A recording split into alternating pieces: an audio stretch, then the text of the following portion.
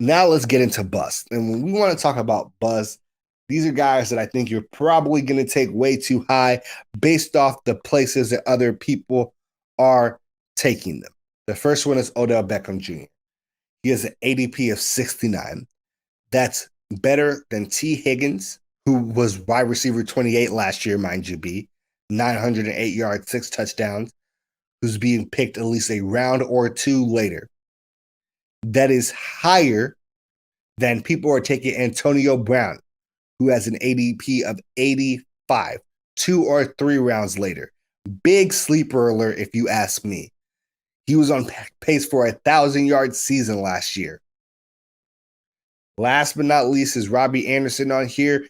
Odell Beckham is also being picked 3 or 4 rounds above Robby Anderson at an ADP of 93. He was wide receiver 28, had 1,100 yards, 95 catches, and 3 touchdowns. Pushing into a system with a better quarterback behind it, with a running game behind it now, with Christian McCaffrey coming back and the addition of Chuba Hubbard. I think that these people, Antonio Brown, Robby Anderson, etc., aren't necessarily sleepers, but if you're drafting OBJ that high, you are in for big bust potential, especially because we have never seen OBJ and Baker Mayfield click. The next one for me is Kenny Golladay at an ADP of 74. There are injury issues, offensive line issues with the Giants, a lot of targets to go around with for the Giants. We don't really know what that offense is going to actually be.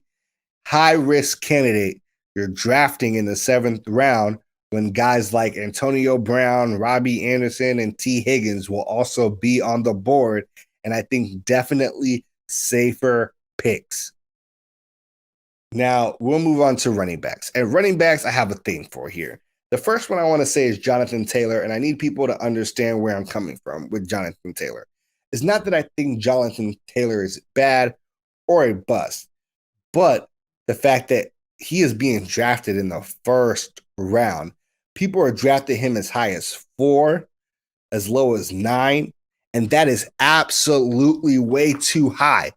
There are comparable options that you can pick this season, such as Austin Eckler and Antonio Gibson, that I think have way less risk attached to them for this season. That's really going to be my it on Jonathan Taylor, because I do think he's a stud.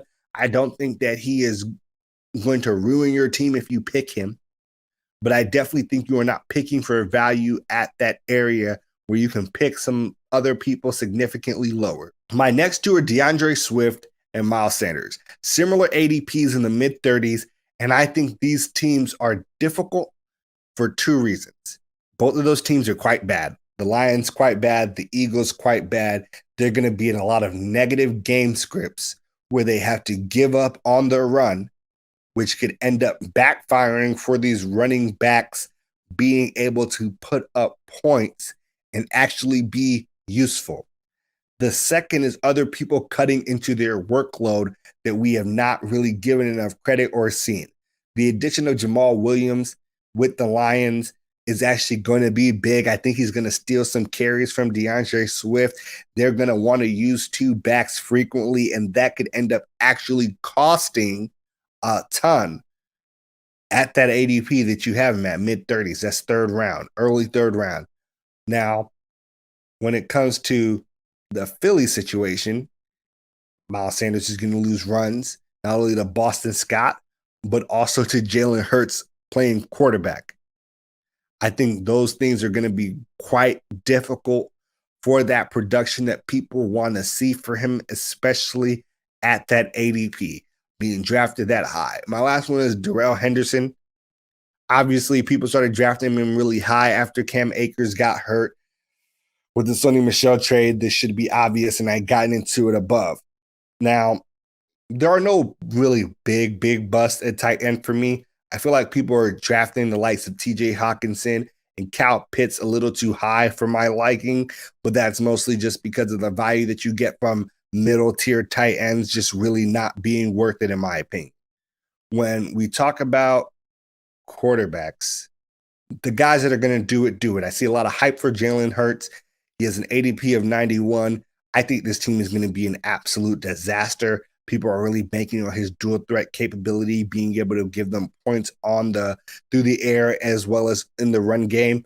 I want to say that temper your expectations on him. He's a good quarterback 2, quarterback 3 stash, but that's about it for me.